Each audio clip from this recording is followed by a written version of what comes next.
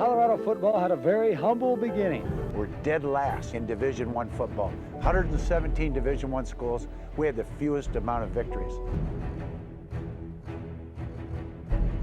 This kid had fire in his eyes and fire in his belly. When you have a weapon like that, it's hard not to use them in every way you can. Something happens when you start to win. He had that look about him that you knew he was going to be somebody special. He says, I want to build a team. This is who we got to beat. Sports is a reflection of life because it allows us to overcome obstacles that we didn't know we had the power to do. And that's what this film portrays. This isn't a football story. This isn't a story about the University of Colorado football team. This is a story about life and how people come together through adversity and life's biggest obstacles, cancer. There's an educational value to this film. People can learn from it. Kids can learn from it. It teaches you what it takes to win. And that's what all these guys learned that.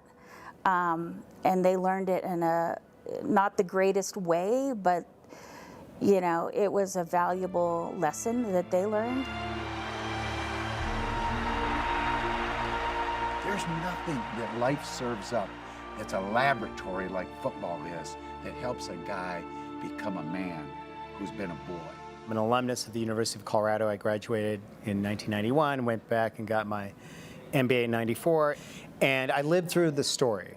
I watched this all unfold before my eyes, and along with a lot of other people.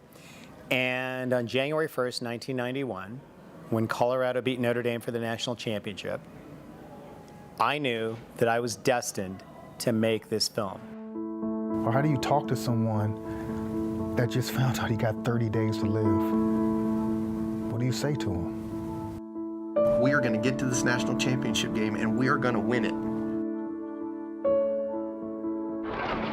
Don't feel sorry for yourself. Don't be selfish. It's a team sport. You need to grow up and be a man. He said it's time for you to lead this team. He showed me some footage about it, and the footage was outstanding. It was just something so you could feel the energy, you could see the love in the team, and it was just so extraordinary. I said, well, you know what, I think we should do a documentary, and I'm willing to, you know, direct it. This is a team effort, making a film.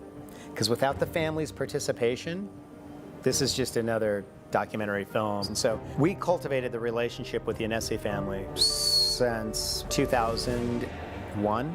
It was difficult because, you know, they lost their loved one, and they wore it on their sleeve, and it wasn't easy. But I'm so grateful to them because they gave everything they could.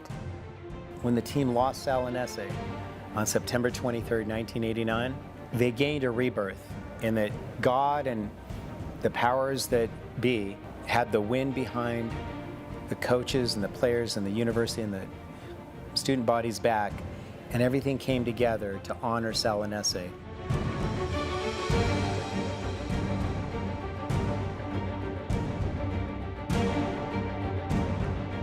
Now, if this story doesn't make you want to go through a 1,000-foot brick wall for your team or your company that you work for, or your life or your family, then nothing will.